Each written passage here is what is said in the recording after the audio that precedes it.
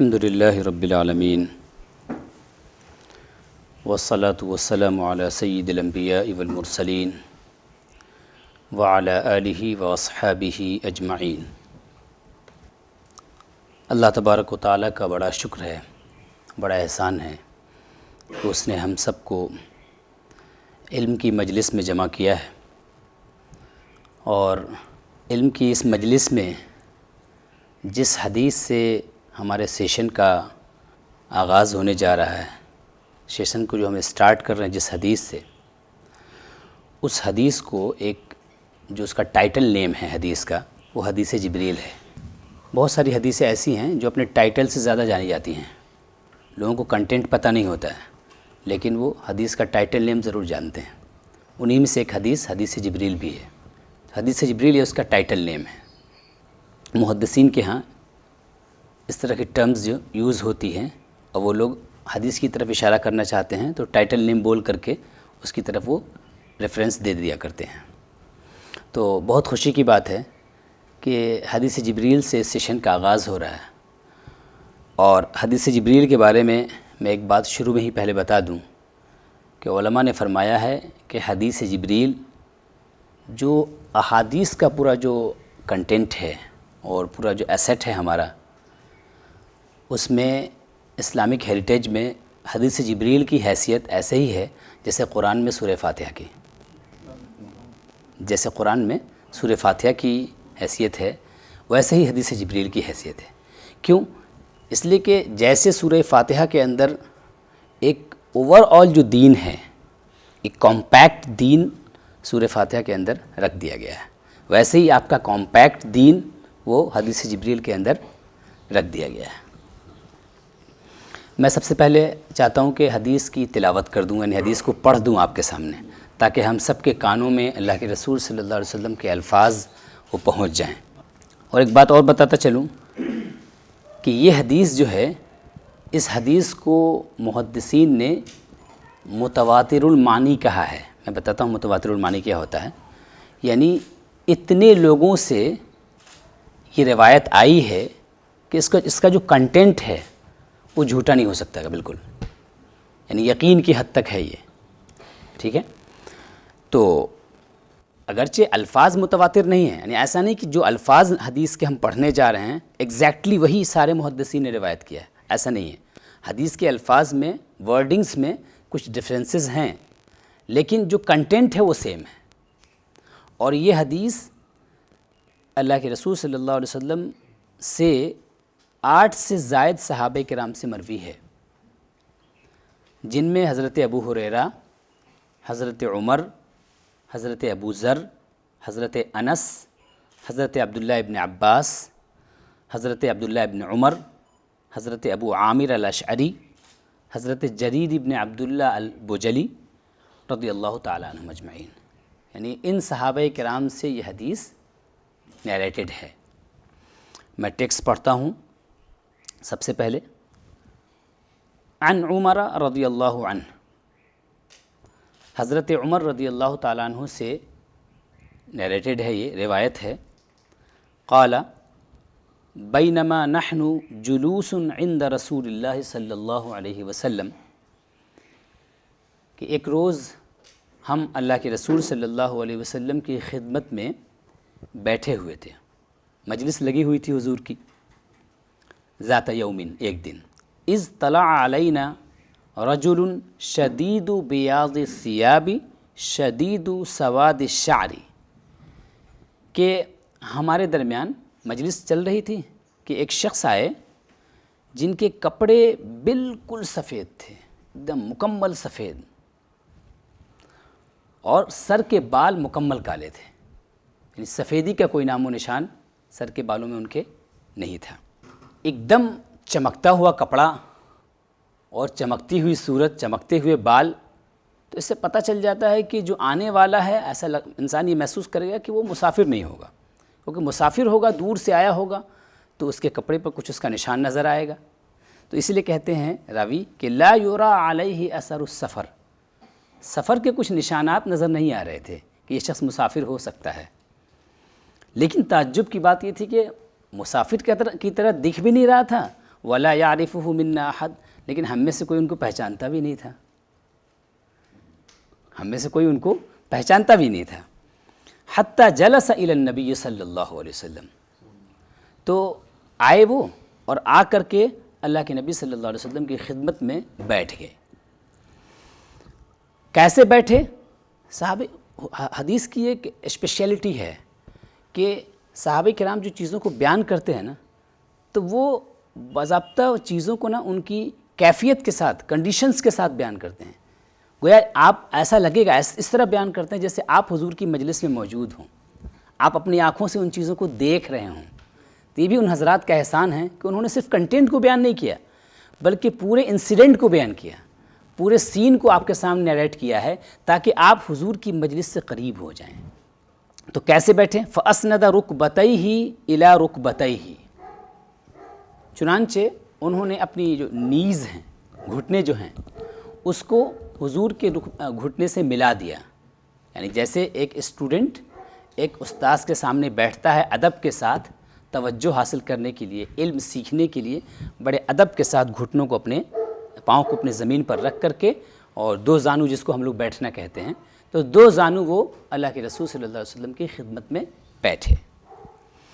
اور وَوَضَعَ كَفَّيْهِ عَلَى فَخِذَيْهِ، اور اپنی ہتھیلیاں انہوں نے اپنے رانوں پر رکھ لی۔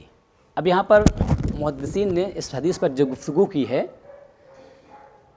تو یہ بتایا کہ فَخِذَيْهِ، اس کا ایک میننگ یہ نکلے گا کہ انہوں نے اپنی ہتھیلیاں اپنے رانوں پہ رکھ لی، ٹھیک ہے، اپنے تھائز پر، اور دوسرا میننگ یہ نکلتا ہے کہ انہوں نے اپنی ہتھیلیاں حضور کے رانوں پہ رکھ دی، یہ معنی بھی نکلتا ہے اس کا۔ اور دونوں کے اندر ایک خاص چیز ہے، دونوں کے اندر ایک خاص چیز ہے۔ وہ خاص چیز یہ ہے کہ انسان جب اپنے ران پہ رکھتا ہے تو عموماً کیا ہے کہ جب اسٹوڈنٹ بیٹھتے ہیں نا ٹیچر کے سامنے، تو اپنا ہاتھ ایسے اپنے تھائی پر وہ ادب کے ساتھ رکھتے ہیں۔ تو یہ اسٹوڈنٹ کے بیٹھنے کا طریقہ ہے، ادب کے ساتھ اپنے استاذ کی بارگاہ میں۔ پتہ یہ چلا کہ استاذ کی بارگاہ میں اسٹوڈنٹس کو ادب کے ساتھ بیٹھنا چاہیے۔ یہ کہاں سے آ رہا ہے؟ اوپر سے آ رہا ہے۔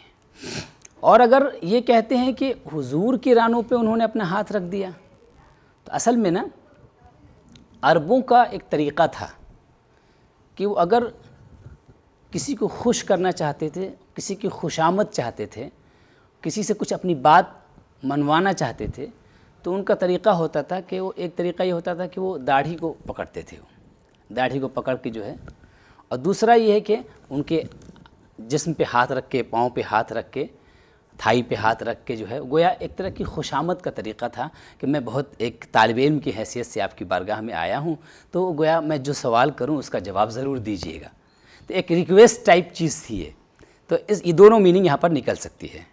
اس کے بعد ہے وقال، اور کہا کہ یا محمد اخبرنی عن الاسلام، اے محمد صلی اللہ تعالی علیہ وسلم، اخبرنی عن الاسلام، مجھے اسلام کے بارے میں بتائیے۔ سوال انہوں نے کیا تو اللہ کے رسول صلی اللہ علیہ وسلم نے جواب عطا فرمایا، الاسلام ان تشہد اللہ الہ الا اللہ وان محمد رسول اللہ۔ اسلام کیا ہے؟ اسلام یہ ہے کہ تم اس بات کی شہادت دو کہ اللہ کے سوا کوئی معبود نہیں، کوئی عبادت کے لائق نہیں ہیں، no one is worthy to be worshipped، ٹھیک ہے، وَأَنَّ محمد رسول اللہ، اور محمد صلی اللہ علیہ وسلم اللہ کے میسنجر ہیں، اللہ کے رسول ہیں۔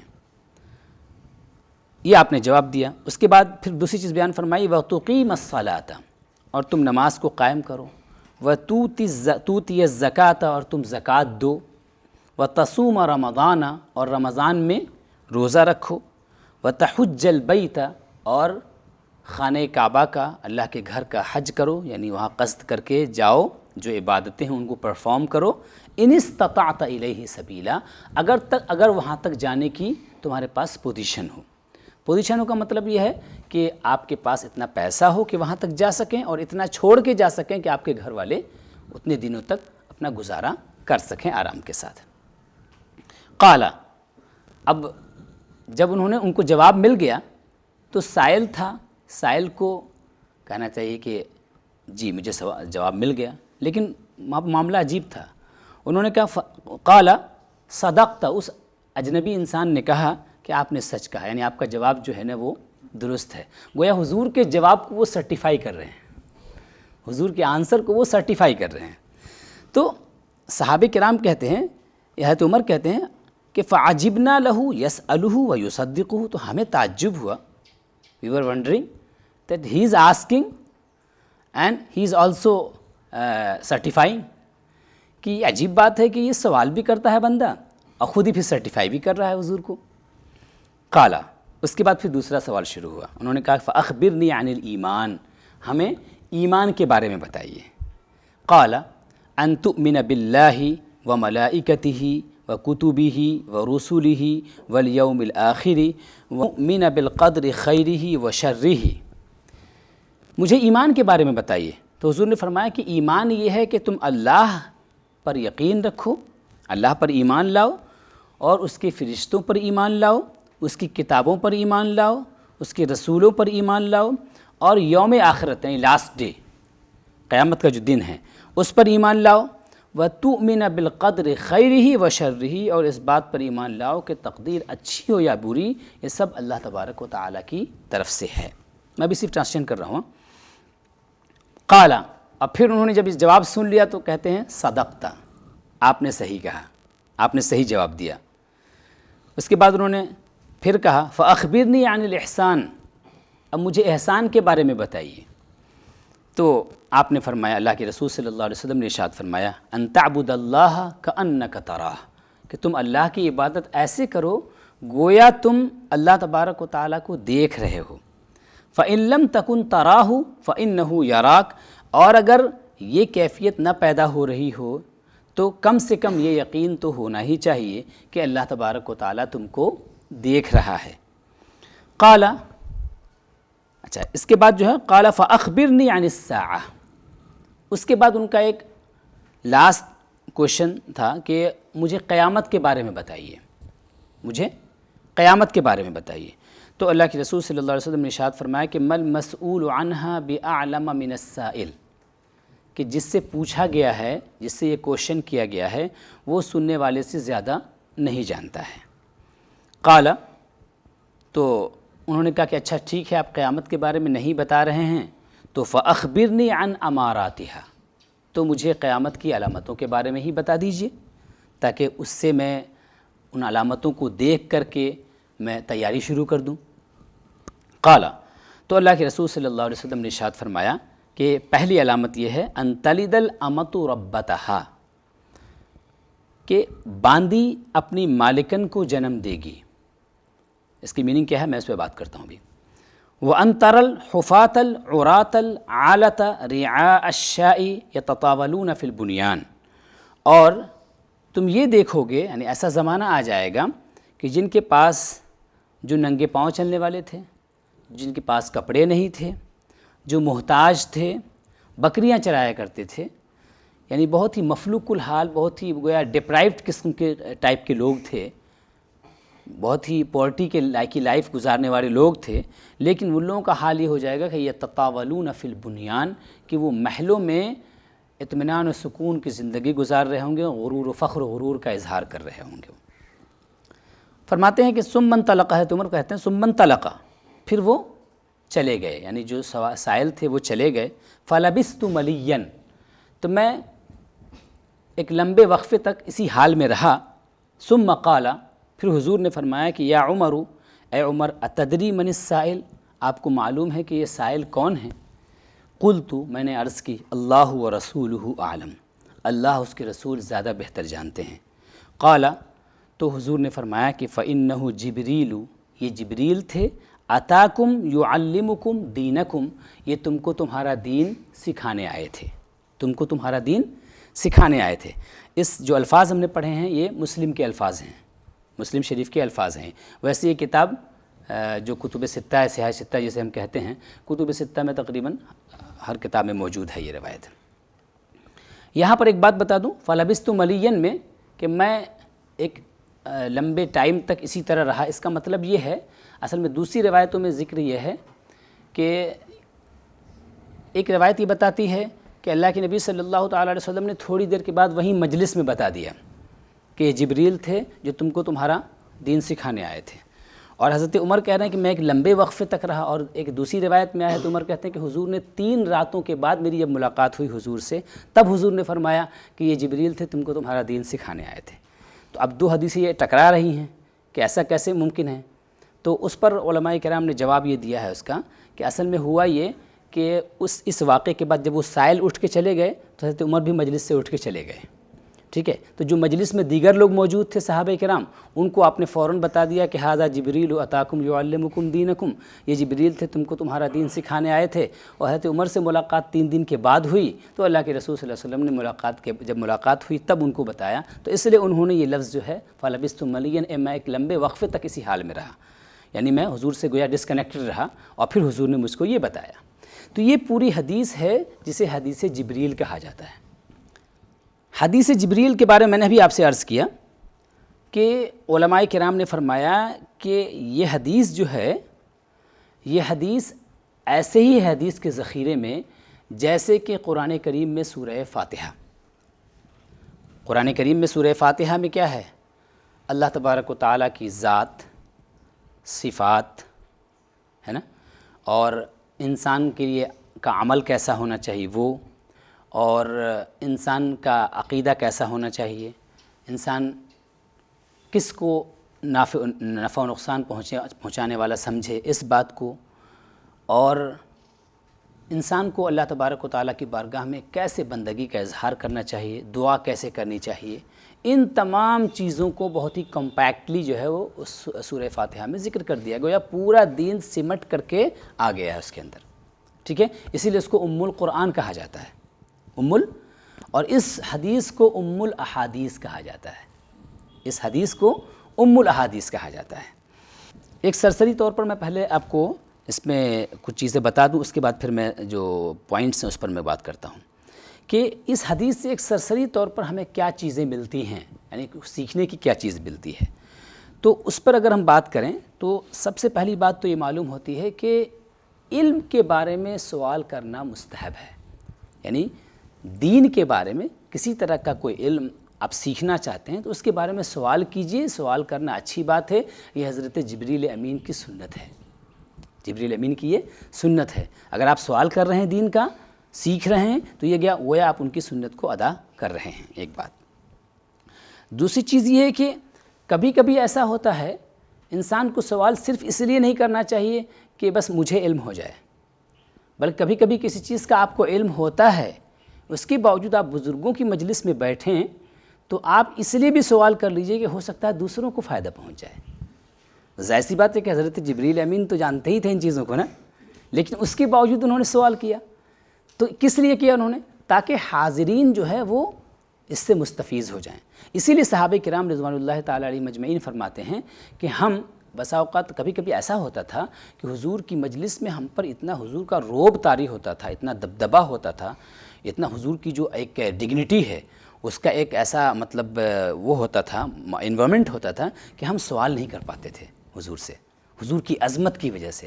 تو ہم انتظار کرتے تھے کہ ہمارے درمیان کوئی دیہات سے کوئی بدوی آ جائے، کوئی عرابی آ جائے، یا کوئی شخص آ جائے باہر سے، اب وہ سوال کرے اور اس کے ذریعے سے ہم کو دین کا علم حاصل ہو جائے. تو دوسری بات یہ معلوم ہوئی کہ دوسرے کے لیے بھی سوال کرنا چاہیے. ٹھیک ہے، مجلس میں آپ کو کوئی چیز معلوم بھی ہے اور کوئی بڑی شخصیت موجود ہے تو آپ پوچھئے ان سے، تاکہ ہو سکتا ہے آپ کے بھی علم میں اضافہ ہو جائے، اور آپ کے علم میں اضافہ نہ بھی ہوا تو آپ کا تازہ ہو جائے گا اور دوسروں کو جو ہے وہ انفارمیشن مل جائے گی، دین کا علم حاصل ہو جائے گا. تیسری چیز یہ ہے، بات معلوم ہوتی ہے کہ جو فرشتے ہیں، فرشتوں کو اللہ تبارک و تعالیٰ نے گویا یہ قدرت عطا کی ہے کہ وہ انسانوں کی صورت میں بھی آ سکتے ہیں، کہ جبریل امین اللہ کے رسول صلی اللہ علیہ وسلم کی خدمت میں انسان کی شکل میں تشریف لائے. اسی لیے احادیث میں آیا کہ ایک صحابی رسول سے حضرت دحیہ کلبی، تو دحیہ کلبی رضی اللہ تعالیٰ عنہ کی صورت میں حضرت جبریل امین اکثر آیا کرتے تھے حضور کی خدمت میں. چوتھی چیز یہ ہے کہ اسلام، ایمان، احسان ہے نا. تو اسلام، ایمان، احسان، ویسے نا اسلام اور ایمان کے درمیان کوئی فرق نہیں کیا جاتا ہے. جنرلی اسلام ایمان کی جگہ پہ ایمان کا یوز جو ہے اسلام کی جگہ پر ہوتا ہے، لیکن جب دونوں ایک ساتھ آ جائیں نا تو پھر دونوں کی میننگ کے درمیان میننگ میں فرق کیا جاتا ہے۔ اسلام کا تعلق گویا عمل سے ہوتا ہے اور جو ہے ایمان کا تعلق جو ہوتا ہے وہ عقیدے سے ہوتا ہے۔ اس شارٹ میں بتا رہا ہوں۔ اس کے علاوہ ایک چیز کیا بات معلوم ہوتی ہے کہ ایک حدیث سے سبق یہ ملتا ہے کہ کوئی بھی کام ہم کریں تو اسٹیپ بائی اسٹیپ کریں، کوئی بھی آنسر کسی کو دیں تو اسٹیپ بائی اسٹیپ دیں، جو سب سے بیسک چیز ہو اس کو پہلے ذکر کیا جائے، اس کے بعد پھر جو چیز ہو اس کو۔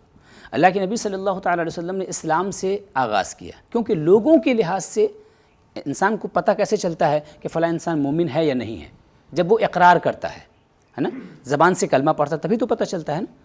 تو اس لیے حضور نے سب سے پہلے اسلام کا ذکر کیا۔ اس کے بعد چونکہ اقرار خالی کافی نہیں ہے بلکہ اس کا دل کے اندر موجود ہونا ضروری ہے، تو اس لیے اللہ کے نبی صلی اللہ علیہ وسلم نے ایمان کا ذکر فرمایا، اور اس کے بعد پھر ان دونوں میں ایکسلنسی لانے کی ضرورت ہے، ایکسلنٹ لیول پہ ان چیزوں کو کرنے کی ضرورت ہے، تب حضور نے احسان کا یہاں پر ذکر فرمایا۔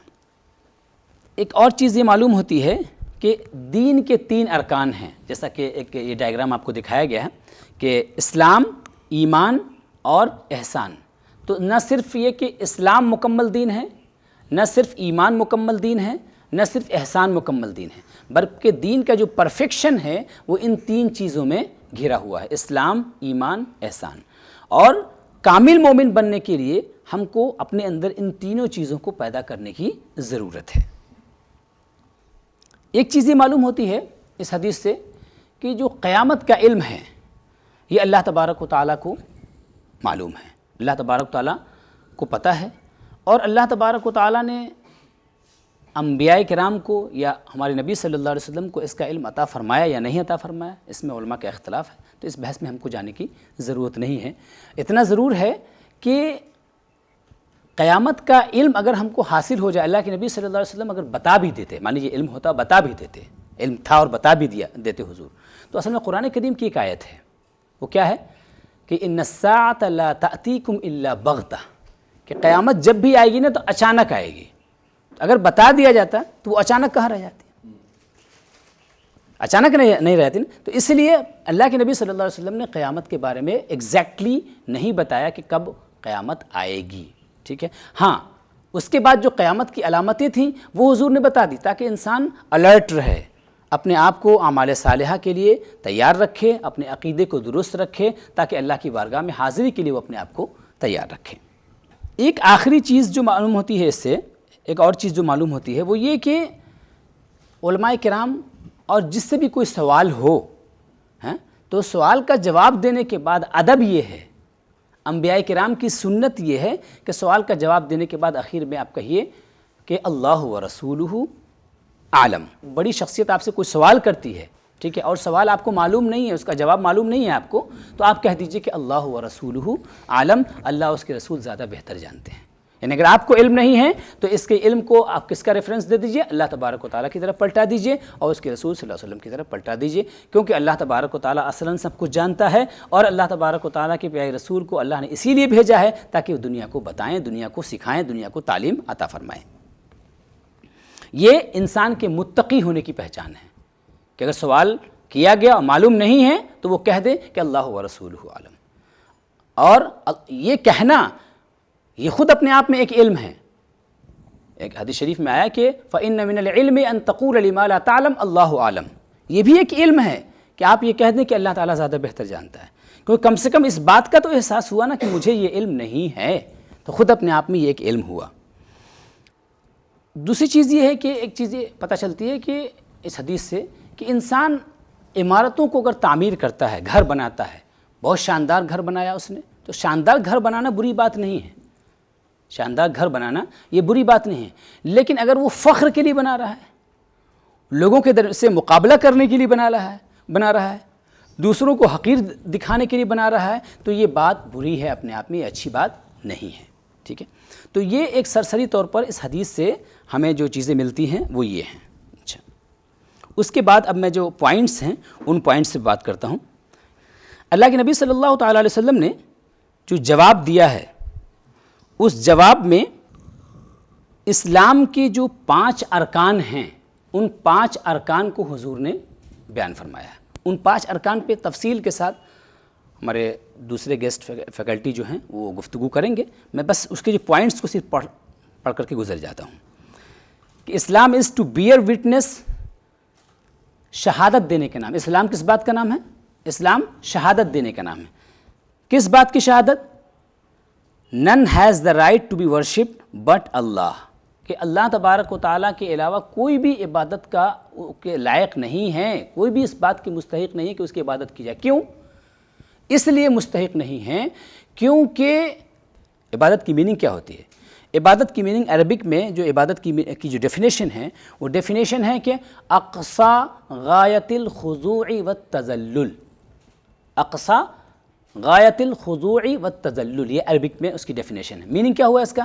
میننگ یہ ہوتا ہے کہ ایک جو ہائیسٹ لیول کا جو ہمبلنس ہو سکتا ہے، کسی کے سامنے ہائیسٹ لیول کا جھکنا جو ہو سکتا ہے اسے عبادت کہتے ہیں۔ تو ہائیسٹ لیول کا جھکنا کس کے سامنے ہونا چاہیے؟ جو ہائیسٹ ہو، ٹھیک ہے، سپریم ہو، سب سے، ہے نا، سپریم اتھارٹی ہو، اتھارٹی کے لحاظ سے بھی، ایٹریبیوٹس کے لحاظ سے بھی، اور پاور کے لحاظ سے بھی، ہر لحاظ سے۔ گویا رب کون ہوگا؟ اللہ جو ذات ہوگی، جس ذات کو ہم اللہ کہتے ہیں، وہ ذات کون ہے کہ جس کی ذات عظیم ہے، کیونکہ اس کے اندر صفات عظیم ہیں، پرفیکٹ جو ہے ایٹریبیوٹس ہیں اس کے، تو سارے پرفیکٹ ایٹریبیوٹس جو ہیں وہ اللہ تبارک و تعالیٰ کی ذات کے اندر موجود ہیں، اور وہ سارے ایٹریبیوٹس اپنے پورے پرفیکشن کے ساتھ موجود ہیں۔ پرفیکٹ ایٹریبیوٹ ود پرفیکشن وہ اللہ تبارک و تعالیٰ کی ذات کے اندر موجود ہیں۔ تو چونکہ اس کے اندر وہ ذات جو ہے وہ تمام جو صفات کمالیہ اس کو کہتے ہیں، صفات کمالیہ کی جامع ذات ہے، تو اس لیے جب صفات کمالیہ کی جامع ذات ہے تو سب سے بلند، سب سے سپریم، سب سے اعلیٰ جو ذات ہوئی وہ اللہ تبارک و تعالیٰ کی ہوئی۔ جب اعلیٰ ذات وہ ہے تو اعلیٰ درجے کا جو ہمبلنس ہوگا وہ اسی کی بارگاہ میں ہوگا، اسی لیے اللہ کے علاوہ کوئی دوسرا عبادت کے لائق نہیں ہے۔ اس کے بعد جو دوسری چیز اللہ کے رسول صلی اللہ علیہ وسلم نے بیان فرمائی ہے وہ یہ ہے، اور اس میں نبی کریم صلی اللہ علیہ وسلم کی رسالت کا بھی ذکر ہے، یعنی محمد صلی اللہ تعالی علیہ وسلم اللہ کے رسول ہیں۔ اللہ کے رسول کے ساتھ ساتھ، اگرچہ وہ چیز یہاں پر مینشن نہیں ہے لیکن دوسری جگہ پر اس کا ذکر ابھی ہم ایمان والے باب میں اس پر ہم کریں گے کہ آخری رسول بھی ہیں، یہ بھی ہمارے ایمان کا حصہ ہے، ٹھیک ہے۔ اس کے بعد دوسری چیز انہوں نے بیان فرمائی کہ ٹو آفر صلاح، نماز قائم کرنا، نماز قائم کرنا۔ گویا پتہ چلا کہ شہادت کے بعد، زبان سے لا الہ الا اللہ محمد رسول اللہ کے اقرار کے بعد موسٹ امپورٹنٹ پریئر جو ہے وہ کیا ہے؟ نماز ہے۔ اسی لیے اللہ کے رسول صلی اللہ علیہ وسلم نے نماز پر بہت زیادہ زور دیا ہے، قرآن کریم میں بہت زیادہ نماز پر زور دیا گیا ہے، اور قرآن میں بھی ایک چیز دیکھیے کہ نماز اللہ تبارک و تعالیٰ نے صرف پڑھنے کا ذکر نہیں کیا ہے، نماز کے قائم کرنے کا ذکر کیا ہے۔ اقامت صلاۃ کا لفظ ہر جگہ آیا ہے۔ اقامت صلاۃ اور پڑھنے میں فرق کیا ہے؟ پڑھنا تو یہ کہ ہم اکیلے گھر میں ہم نے نماز پڑھ لی، ٹھیک ہے، نماز ہو گئی، لیکن اقامت یعنی جنرل کنڈیشن میں آپ کو اقامت صلاۃ کرنا ہے۔ اقامت صلاۃ کا مطلب ہے کہ جماعت کے ساتھ ادا کیجئے، ایک معنی یہ ہے۔ دوسرا معنی یہ ہے کہ نماز کو جس طریقے سے ادا کرنے کا حق ہے اس طریقے سے ادا کیجئے۔ یہ نہیں ہونا چاہیے کہ آپ آئے جلدی جلدی اور آپ نے نماز پڑھی اور اس کے بعد پھر جلدی جلدی چلے گئے، جیسے کہ ایک وہ عربی کا واقعہ ہے کہ وہ مسجد نبی میں تشریف لائے اور انہوں نے جلدی جلدی نماز پڑھی، اور اس کے بعد نماز جب انہوں نے مکمل کی تو اللہ کے رسول نے ان کو بلایا اور فرمایا کہ صلی فإنک لم تصلی، جاؤ پھر سے نماز پڑھو، اس لیے کہ تم نے صحیح نماز نہیں پڑھی۔ تو گویا پورے اہتمام کے ساتھ، کیونکہ جلدی جلدی جب انسان پڑھے گا تو پیس آف مائنڈ اس کو کہاں حاصل ہوگا، کنسنٹریشن کہاں اس کو حاصل ہوگا، تو اسی لیے ضروری ہے کہ وہ اطمینان سکون کے ساتھ نماز پڑھے۔ اقامت صلاۃ میں یہ چیز شامل ہے۔ تیسری چیز ہے ٹو پے زکوٰۃ، زکوٰۃ ادا کرنا۔ تو زکوٰۃ ادا کرنا ظاہر سی بات ہے کہ آپ کو سال میں ایک بار ادا کرنا ہے، اس کی جو تفصیلات ہیں اس پر موصف ہمارے گفتگو کریں گے انشاءاللہ تعالی۔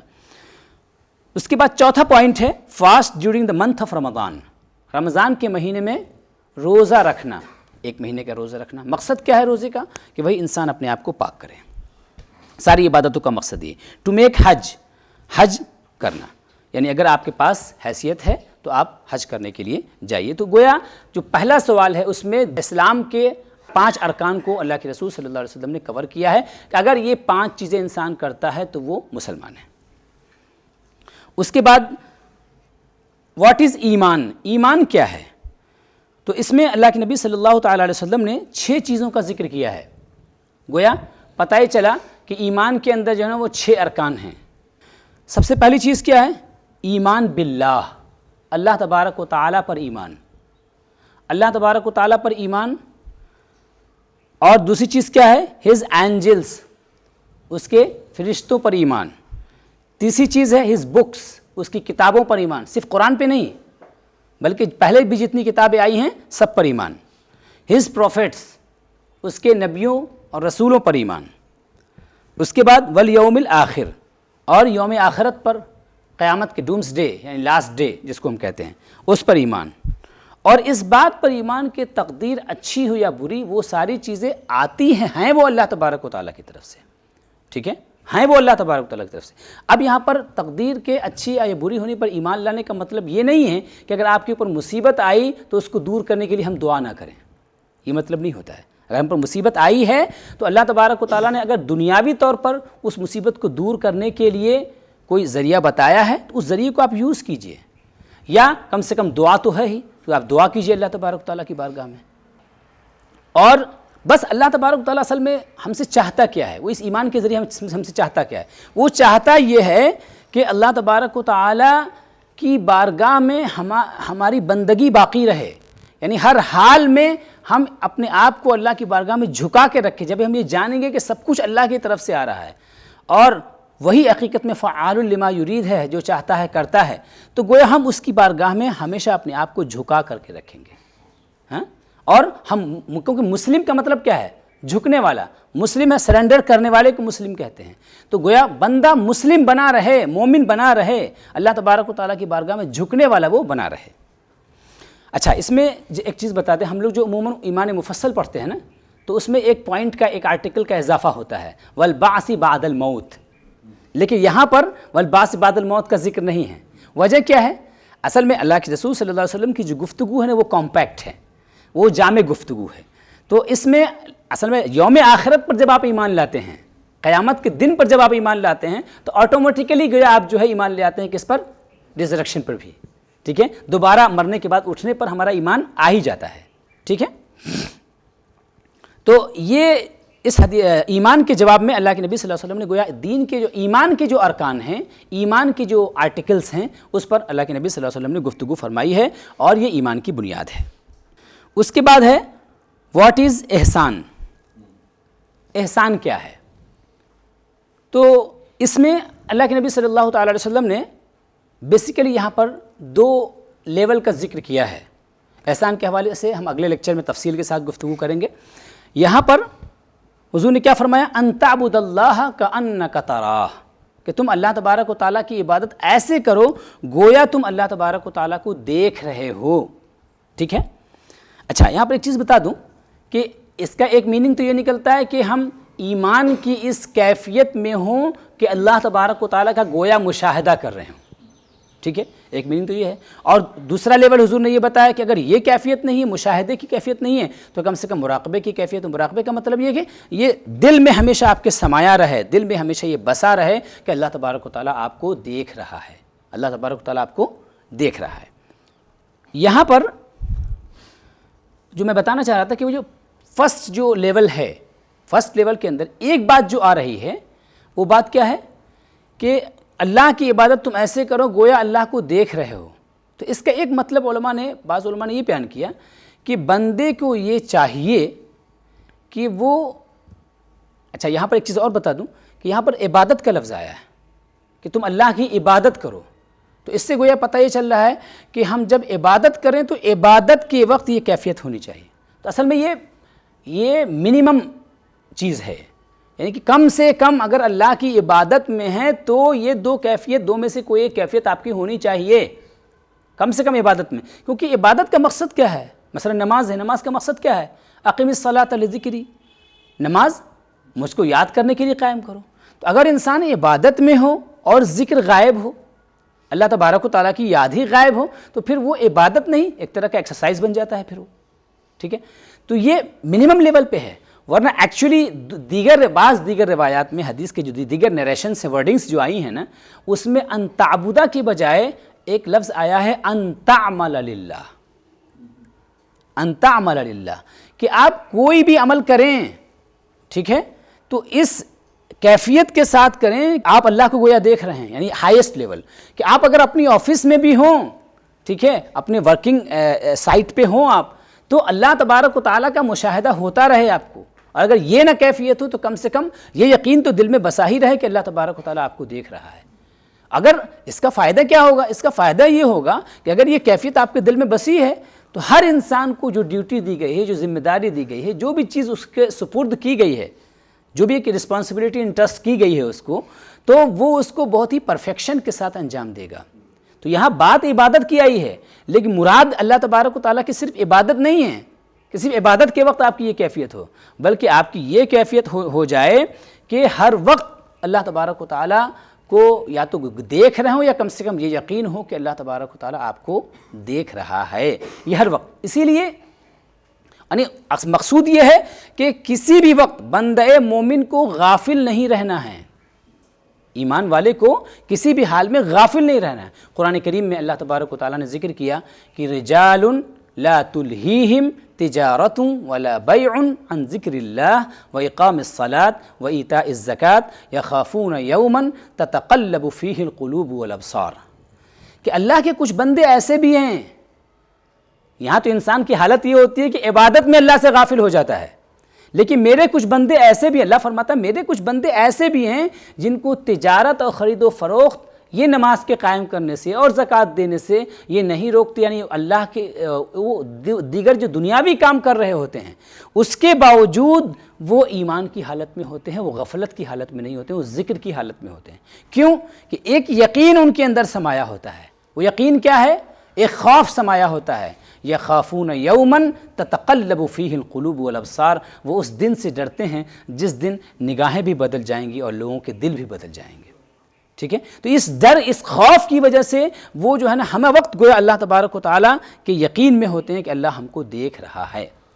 تو یہ ایک بات یہ مجھے کلیریفائی کرنا تھا کہ صرف عبادت کی بات یہاں پر نہیں ہے، اگرچہ یہاں پر عبادت کو اسپیسیفائی کیا گیا ہے، لیکن یہ اس لیے تاکہ پریکٹس شروع ہو عبادت سے، پریکٹس شروع ہو عبادت سے، اور پھر جب ہم اس کے عادی ہو جائیں گے نا، تو عادی ہونے کے بعد ہم اپنی کامن لائف میں جو دنیاوی لائف ہے نا، اس وقت بھی ہم اپنے آپ کو اس کیفیت میں، ذکر کی کیفیت میں پائیں گے، غفلت کی کیفیت میں انشاءاللہ تعالیٰ نہیں پائیں گے، ٹھیک ہے۔ اچھا، دوسری چیز یہ ہے، علماء نے کہا کہ ایک معنی اس کا یہ بھی نکلتا ہے کہ ان تعبد اللہ کأنک تراہ کا، ایک معنی یہ نکلتا ہے کہ جب بھی تم عبادت کرو تو اس طریقے سے عبادت کرو کہ اگر تم اللہ کو دیکھ رہے ہوتے، اگر تم اللہ کو دیکھ رہے ہوتے تو کیا کرتے؟ اگر تم اللہ کو دیکھ رہے ہوتے تو کیا کرتے؟ کس طرح عبادت کرتے؟ محبوب تمہارا سامنے کھڑا ہوتا اگر، تو تم کیسے، تمہارے اندر کیسا خشوع و خضوع ہوگا، کس طرح کی محبت ہوگی، کس طرح کی دیوانگی ہوگی محبوب کے لیے۔ تو جس محبوب کی موجودگی کی صورت میں، کنڈیشن میں جس طریقے سے تم عبادت کر سکتے تھے، اس طریقے سے اگرچہ تم دیکھ نہیں پا رہے ہو، ٹھیک ہے، لیکن پھر بھی عبادت کرو اس طرح سے، یہ ہائیسٹ لیول ہے، ٹھیک ہے۔ اور اگر یہ لیول تم اچیو نہیں کر پا رہے ہو تو کم سے کم یہ یقین تو دل میں بساؤ ہی کہ اللہ تم کو دیکھ رہا ہے، کیونکہ یہ تو ایمان کا حصہ ہے۔ ہم کیا کہتے ہیں کہ اللہ تبارک و تعالیٰ موجود ہے اپنی ذات و صفات کے ساتھ نا، تو اب اس کا مطلب یہ ہوا کہ اللہ تبارک و تعالیٰ ہر وقت وہ سمیع ہے، اس نے اپنی صفت السمیع ذکر کی ہے، اللہ تبارک و تعالیٰ نے اپنی صفت البصیر ذکر کی ہے نا، کہ always he is seeing us، always he knows everything، وہ سب کچھ جانتا ہے، العلیم ہے وہ اللہ تبارک و تعالیٰ، ہے نا۔ تو جب اللہ تبارک و تعالیٰ ہر چیز کو دیکھنے والا، all hearing and all seeing ہے، وہ ہر چیز کو سننے والا، دیکھنے والا ہے، تو یقین تو ہمارے ایمان کا حصہ ہے۔ جب یہ ایمان کا حصہ ہے پھر بھی ہم اللہ تبارک و تعالیٰ کی بارگاہ میں غافل کیسے ہیں؟ تو گویا غفلت کی حالت بہرحال نہیں آنی چاہیے۔ تو غفلت کی حالت اگر دور ہو گئی تو اس کا مطلب یہ ہے کہ آپ نے عبادت کو پرفیکشن کے ساتھ انجام دے دیا، تو یہ ہے احسان۔ اس کے بعد ہے جو سوال آیا، آخری سوال آیا ہے، وین از دا آور، ٹھیک ہے، کہ قیامت کب آئے گی۔ تو اس میں دیکھیے کہ اللہ کے نبی صلی اللہ تعالیٰ علیہ وسلم نے قیامت کا جواب نہیں دیا، وہ تو میں نے آپ کو بتا دیا کہ چونکہ قرآن کریم کی آیت ہے کہ قیامت کب آئے گی، لا تأتیکم الا بغتہ، قیامت اچانک آئے گی.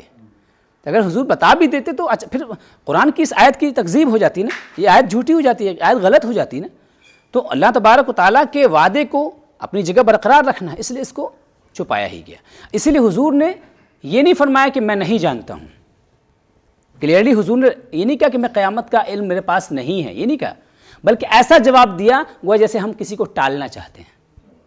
ٹھیک ہے، ٹالنے والے گویا یہ سوال کرنے کی ضرورت نہیں ہے. اور احادیث سے اللہ کے نبی صلی اللہ علیہ وسلم کی بارگاہ میں صحابہ کرام سے بھی اس طرح کے سوالات نقل ہوئے ہیں، نیریٹ ہوئے ہیں کہ انہوں نے پوچھا کہ یا رسول اللہ متی الساعہ، قیامت کب آئے گی؟ تو حضور نے ان کا جواب دینے کے بجائے ان کو ڈائیورٹ کر دیا ان کے سوال کو. حضور نے کہا کہ ماذا اعددت لہا، تم نے اس کی تیاری کیا کی ہے؟ فوراً ڈائیورٹ کر دیا حضور نے. یعنی قیامت کا سوال پوچھ کے ایگزیکٹ ڈے کو، ایگزیکٹ ٹائمنگ کو جان کے کرو گے کیا؟ ماذا اعددت لہا، تمہاری تیاری کیا ہے؟ تو انہوں نے کہا کہ یا رسول اللہ میری تیاری تو کچھ بھی نہیں ہے، بس ایک چیز ہے میرے پاس. وہ کیا ہے؟ کہ احب اللہ و رسولہ، میں اللہ اس کے رسول سے محبت کرتا ہوں، بس یہ چیز میرے پاس ہے، یہی ایک دولت ہے، بس اس کے علاوہ کوئی دولت نہیں ہے. تو گویا پتہ چلا کہ حضور نے اس سوال کو ٹال دیا. ٹھیک ہے، تو اب دوسرا جو سوال ہوا تھا علامت کے بارے میں، تو ان علامتوں پر ہم گفتگو کر لیتے. حضور نے ٹو میجر علامتوں کا یہاں پر ذکر کیا ہے. ٹھیک ہے، فرسٹ کیا ہے کہ the women will give birth to her mistress.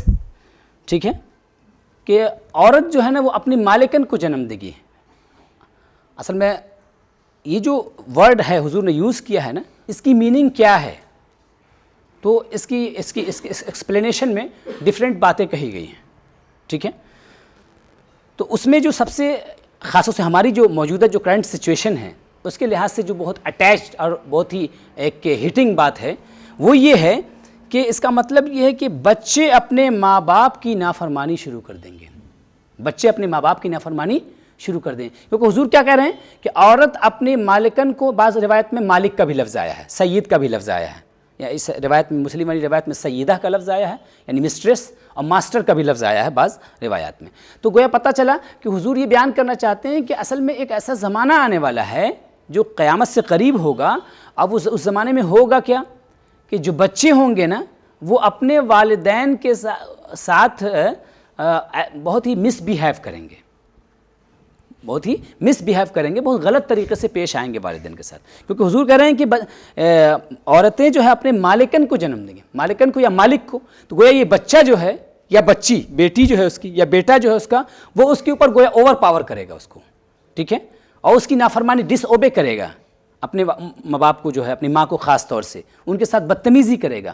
تو اللہ کے نبی صلی اللہ علیہ وسلم نے یہ علامت بیان فرمائی ہے. ٹھیک ہے، اچھا ایک چیز یاد رکھیے کہ نبی کریم صلی اللہ علیہ وسلم نے جو قیامت کی علامتیں بیان فرمائی ہیں، ہم جنرلی ایک جو پرسیپشن یہ ہے کہ حضور نے جو قیامت کی علامت بیان کر دی وہ ہر حال میں بری ہی ہوگی. حالانکہ ایسا نہیں ہے، ایکچولی ایسا نہیں ہے. کچھ علامتیں ایسی ہیں جو بری ہوئیں، نیگیٹو چیزیں ہیں کچھ، لیکن کچھ چیزیں ایکچول اصل میں کنڈیشن کے بدلنے کی وجہ سے، سچویشن کے بدلنے کی وجہ سے وہ چیزیں سامنے آئیں گی. یہ ضروری نہیں کہ وہ بری ہوں، اس زمانے کے لحاظ سے وہ اچھی بھی ہو سکتی ہیں، لیکن حضور بتانا ہی چاہتے ہیں کہ سچویشن ایسی آ جائے گی. تو یہ ضروری نہیں ہے کہ قیامت کی ہر علامت اپنے آپ میں بری ہو. مثال کے طور پر حضرت عیسیٰ علیہ السلام کا نزول، کیا یہ بری چیز تو نہیں ہے اپنے آپ میں؟ لیکن چونکہ وہ زمانہ آئے گا تو عیسیٰ علیہ السلام کا نزول ہوگا، تو ان کا نزول تو حقیقت میں اس زمانے والوں کے لیے باعث رحمت ہوگا. حضرت امام مہدی کا ظہور ان کے لیے باعث رحمت ہوگا، رحمت کا ذریعہ ہوگا، سورس آف بلیسنگ ہوگا نا وہ. لیکن جنرلی ہم یہ سمجھ جاتے ہیں کہ قیامت کی علامت ہے، اس کا مطلب ہے کہ یہ چیز بری ہوگی. تو اس کے بعد حضور نے ایک دوسری چیز بیان فرمائی ہے کہ you will see the previously bare footed naked impoverished sheep herders competing with others each other in constructing tall buildings. گویا حضور یہ بیان فرمانے کہ ایک زمانہ وہ آئے گا کہ جو پہلے لوگ تھے نا، جن کے پاس کپڑے پہننے کے لیے نہیں تھے، ننگے پاؤں چلا کرتے تھے، ٹھیک ہے، اور جو جن کو کھانے پینے کی چیزیں بیسک جو نیڈس ہیں وہ بھی ان کو اویلیبل نہیں تھی، ان کے پاس وہ چیزیں نہیں تھیں، لیکن ان کی سچویشن، ان کا جو سوشل اسٹیٹس ہے، ان کی جو اکانومک کنڈیشن ہے، ان کی جو فائنینشیل کنڈیشن ہے، وہ سب چینج ہو جائے گی. اور چینج ہونے کے بعد جب مال آتا ہے تو پھر کیا ہوتا ہے؟ مال آنے کے بعد تو فخر آتا ہی ہے، مال آنے کے بعد غرور آتا ہی ہے۔ اب یہاں پر میں جو اصل بتانا چاہ رہا تھا وہ یہ ہے کہ مطلب اگر کوئی کسی زمانے میں غریب تھا اب وہ بعد میں یا کوئی قبیلہ کوئی ٹرائب جو ہے وہ غریب تھا یا کوئی کاسٹ جو ہے وہ غریب تھی اور بعد میں مالدار ہو جاتا، یہ اپنے آپ میں بری بات نہیں ہے ایکچولی، یہ اپنے آپ میں بری بات نہیں بھائی، انہوں نے محنت کیا، انہوں نے اپنے آپ کو سنوارا سجایا، اپنے آپ کو آگے بڑھایا، ایجوکیشن میں محنت کیا، انہوں نے محنت کر کے اپنے آپ کو آگے لے گئے، یہ ایکچولی بری نہیں ہے چیز۔ بری کیا چیز ہے اس میں؟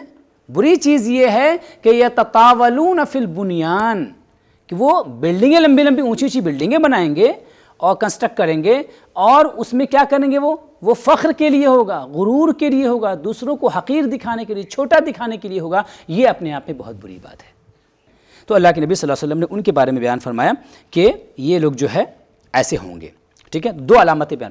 اب غور کیجئے تو یہ دونوں علامتیں تقریباً ہمارے زمانے میں جو کرنٹ سچویشن ہے اس میں بالکل ایک دم فٹ بیٹھ رہی ہے نا، ایسا دکھ رہا ہے کہ بالکل کتنی مطلب لاجیکل چیزیں ہیں، اور ایک دم ہم اپنی آنکھوں سے بیر آئیڈ جس آئی سے جو ہم دیکھ رہے ہیں ان چیزوں کو کہ ایسا ہو رہا ہے، پریکٹیکلی ایسا ہو رہا ہے کہ بچے اپنے والدین کی نافرمانی، ماں کی نافرمانی کر رہے ہیں، ان کے خلاف ان سے بدتمیزیاں کر رہے ہیں، اور نہ جانے کتنے والدین بہت ہی بیڈ کنڈیشن میں زندگی اپنی لائف گزار رہے ہیں وہ۔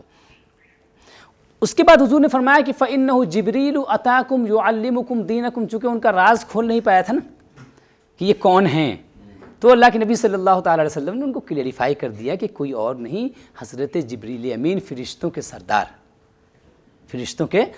حضرت جبریل امین ہیں، ٹھیک ہے، اور ان سے محبت بھی ہمارے ایمان کا حصہ ہے، حضرت جبریل امین سے محبت ہمارے ایمان کا حصہ، چونکہ ہمارے حضور کے وہ خاص مددگار ہیں، ہمارے حضور کے وہ خاص مددگار ہیں، اور تمام فرشتوں سے ہم محبت کرتے ہیں، اس لیے محبت کرتے ہیں، ایک تو یہ کہ ایمان ہمارا ہے ان پر، دوسرا ہے کہ وہ پتہ ہے یہ فرشتے کون ہیں، یہ فرشتے وہ ہیں جو ایمان والوں کے لیے دعائے مغفرت کرتے ہیں۔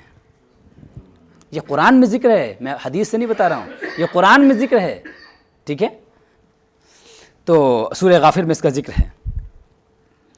اس کے بعد جو ہے میں کچھ کی پوائنٹس کے طور پر کچھ چیزوں کو میں کلیریفائی کرنا چاہ رہا ہوں کہ یہ اس حدیث میں نے ذکر کر دیا کہ حضور نے اسلام کے ارکان کو بیان کر دیا، ٹھیک ہے، اور حضور نے اسلام کو کے جو ایلیمنٹس تھے اس کو بھی بیان کیا، ایمان کے جو ایلیمنٹس تھے ان کو بیان کیا بہت ہی کمپریہنسو وے میں، ٹھیک ہے، ایسے ہی احسان کے بارے میں بھی، ایسے ہی قیامت کے بارے میں بھی حضور نے بہت جو ہے کمپریہنسو وے میں چیزوں کو ہمارے سامنے رکھ دیا ہے، اسی لیے اس حدیث کو ام الاحادیث کہا گیا ہے، ٹھیک ہے۔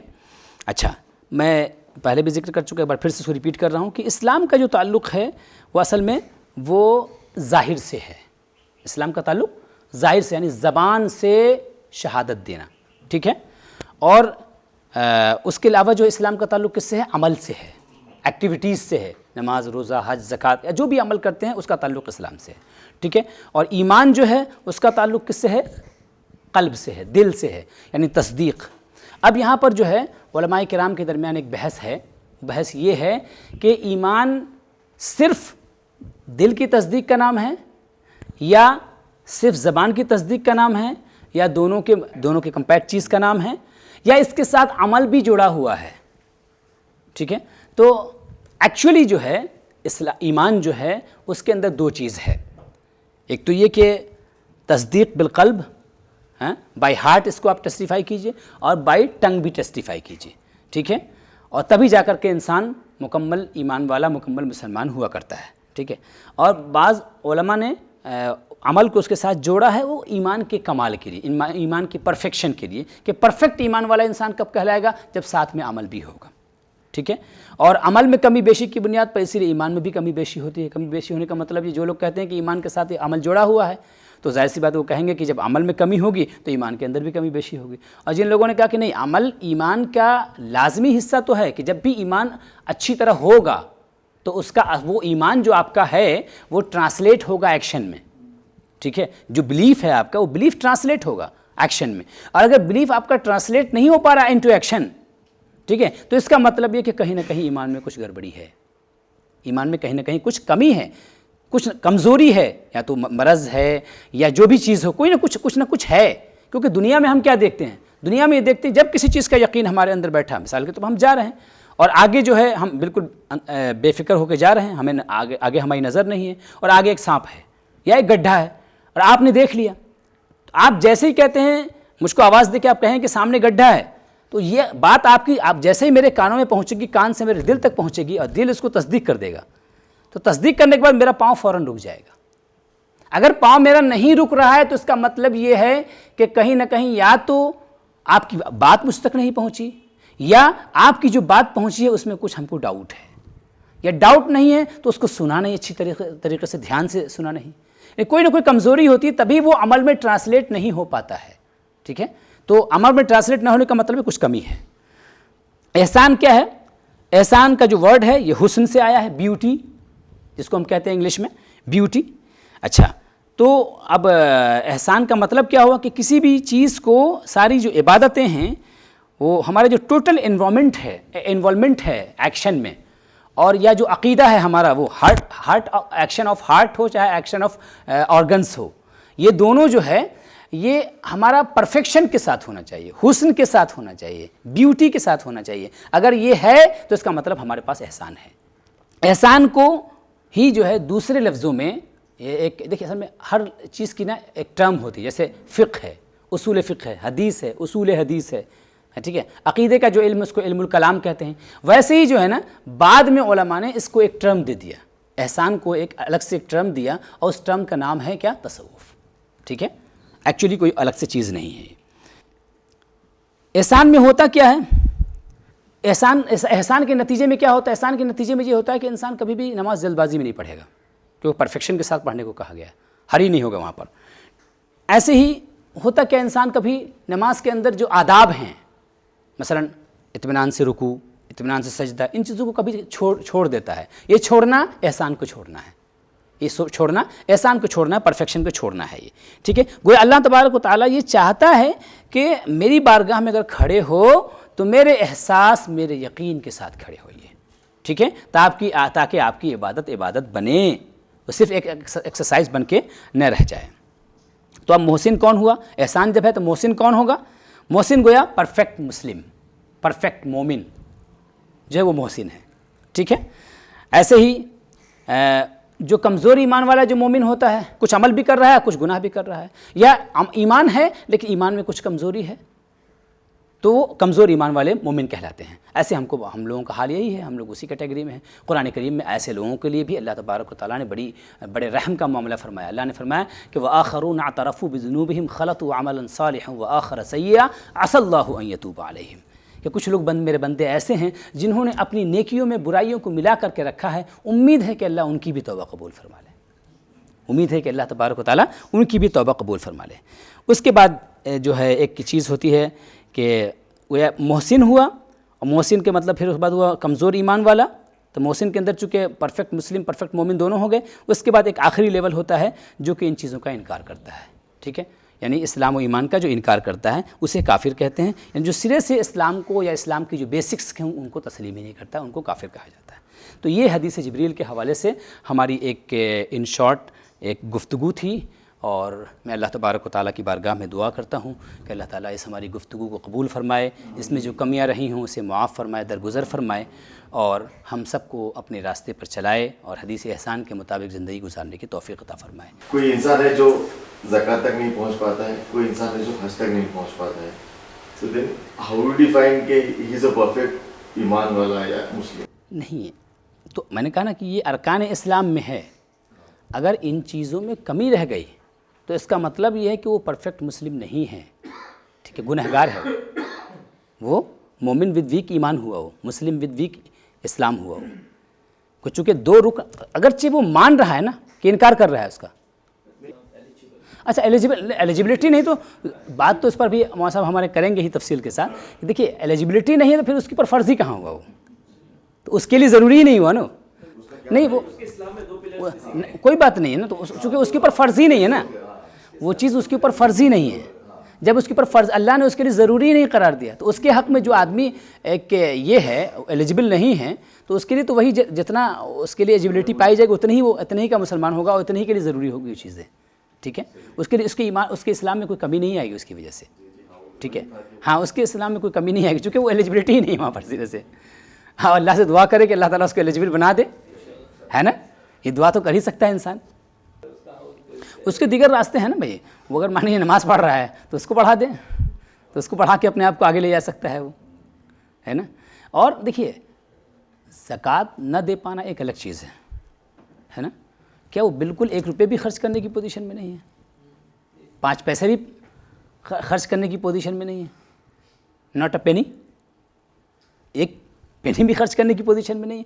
اگر وہ کچھ بھی خرچ کرتا ہے تو اصل کمال تو یہی ہے کہ آپ کے پاس نہیں ہے لیکن پھر بھی کچھ خرچ کر دیتے ہیں تو آپ کو تو اور بہت زیادہ ثواب ملے گا نا اس کی وجہ سے. 5 پلرز میں سے کوئی بندہ ٹھیک ہے ایلیجیبل تو ہے پر پرفارم نہیں کرتا ہے, تو ایک نان پرفارمنس ہے آف ڈیوٹی اور ایک ڈینائل آف ڈیوٹی, دونوں میں ڈفرینشیشن. تو ڈینائل ہوگا تو کافر ہو جائے گا, ڈینائل اگر ہوگا تو کافر ہو جائے گا, اور اگر پرفارمنس نہیں ہے تو اس کی وجہ سے وہ گنہگار ہوگا صرف. ہاں ایسے بھی ہوتے ہیں, لیکن اب جب مسلمان ہے تو بحیثیت مسلمان اس کو دین سیکھنا چاہیے, لیکن پھر بھی وہ گنہگار ہوگا. اگرچہ مطلب اگر اس نے علم نہیں سیکھا اتنا کہ دین کو بنیادی طور پر بھی جان سکے تو یہ خود اپنے آپ میں ایک غلط کام ہے. ٹھیک ہے, اس کو سیکھنا چاہیے. اور بہرحال وہ دوسروں کی بنسبت جس نے سرے سے کیا ہی نہیں, یعنی جان بوجھ کے نہیں کیا, ایک اگنورینس میں نہیں کیا, تو دونوں میں اللہ تبارک و تعالیٰ رحم فرمانے والا ہے ایسے بندوں پر. ٹھیک ہے, جنہوں نے اگنورینس میں نہیں کیا, ان میں فرق اللہ فرمائے گا کل قیامت کے دن جو ہے. ایک حدیث شریف جو آتی ہے بار بار کہ کوئی سیدھے جان مطلب نماز قصدن. ہاں اصل میں نماز کے بارے میں خاص طور سے یہ آیا ہے کہ من ترک الصلاۃ متعمدا فقد کفر. اصل میں نماز ایک ایسا عمل ہے نا, ایک ایسا ایکشن, ایک ایسا پریئر ہے اللہ تبارک و تعالیٰ کا کہ جو ایمان اور کفر کے درمیان فرق کرنے والی, یعنی جو مسلمان ہوتا ہے وہ نماز پڑھتا ہے, جو مسلمان نہیں ہوتا ہے وہ نماز نہیں پڑھتا. صحابہ کرام, تابعین و تبع تابعین کے زمانے میں سچویشن ایسی ہی تھی. اس زمانے میں یہ تصور نہیں تھا کہ مسلمان ہوگا اور نماز نہیں پڑھے گا. ٹھیک ہے, تو اس لیے حضور نے جو بات فرمائی ہے وہ اپنے زمانے میں جو سچویشن ہے اس کے لحاظ سے فرمائی کہ گویا اگر نماز نہیں ہے تو کافروں جیسا عمل ہے یہ, نماز نہیں ہے تو کافروں جیسا عمل ہے یہ. تو کم سے کم جو نماز جان بوجھ کے چھوڑ رہا ہے وہ کافروں جیسا عمل ضرور کر رہا ہے. اب وہ کافر ہوا کہ نہیں ہوا اس پر ایک مطلب بعض علماء کے ہاں اس پر شدت ہے, انہوں نے کہا کہ اس پر حکم کافر کا لگایا جائے گا, اگرچہ وہ عند اللہ جو ہے وہ کافر ہوا کہ نہیں ہوا ایک الگ چیز ہے, لیکن مطلب اس کو سختی کے لیے اس کو مطلب ایک طرح سے پنشمنٹ کے طور پر جو ہے, لیکن کافروں جیسا عمل ضرور ہے, کافروں جیسا عمل ضرور ہے یہ. ٹھیک ہے, تو اس طرح کی جو بھی عمل ہے نا اصل میں اس کے امپورٹنس کو بتانے کے لیے اس طرح کی شدت, ایک اصل میں کیا ہوتا ہے کسی چیز کو روکنے کا, برائی سے روکنے کا ایک طریقہ ہوتا ہے کہ جب برائی سے سختی کے ساتھ جب روکنا مقصد ہوتا ہے تو اگر اس کو بہت نرمی کے ساتھ کہیں گے تو انسان کا نیچر ایسا ہے نا کہ آپ نرمی سے بولیں گے تو اور نرمی سے لیتا ہے اس کو, اور نرمی سے لیتا ہے, اور اگر آپ سختی سے کہیں گے نا تو تب وہ ڈرتا ہے. تو اگر آپ بہت سختی سے کہیں گے تو وہ تھوڑا سا کچھ سختی سے اس کو لے گا, ہمیشہ اس لیول پہ لے گا ہی نہیں چیزوں کو, یہ ہیومن نیچر ہے یہ. ٹھیک ہے, تو اللہ تبارک و تعالیٰ کے پیارے رسول جو گفتگو فرما رہے ہیں وہ حکمت کے ساتھ گفتگو فرما رہے ہیں نا, تو اس لیے آپ نے شدت کا اسلوب اختیار کیا تاکہ لوگ نماز کو کسی بھی حال میں نہ چھوڑیں. حضور یہ چاہتے ہیں نماز کسی حال میں لوگ نہ چھوڑیں. ٹھیک ہے, اس لیے یہ طریقہ, یہ اسٹائل آف اسپیکنگ جو ہے اختیار کیا گیا ہے یہاں پر. جیسے لوگ حج ڈیلے کرتے ہیں بعض اوقات جو ہے اس میں اپنی جو ہے کچھ ایسی مصلیحت بتا رہے ہیں, جی تو یہ بھی کمزور ایمان کی نشانی ہے. ہاں بہرحال جو ہے اگرچہ حج کا ٹائم جو ہے پوری زندگی ہے, ٹھیک ہے, لیکن اس کے باوجود جب حج فرض ہو گیا, آپ کے پاس جو کنڈیشنز ہیں فلفل ہو گئیں, تو اس میں ڈیلے کرنا وہ بہرحال گناہ کا سبب ہے, گناہ کا ذریعہ ہے. اس کو فوراً, چونکہ زندگی کا ٹھکانہ نہیں ہے نا. وصلی اللہ تعالی علی خیر خلقہ سیدنا و مولانا محمد و آلہ و صحبہ اجمعین برحمتک یا ارحم الراحمین.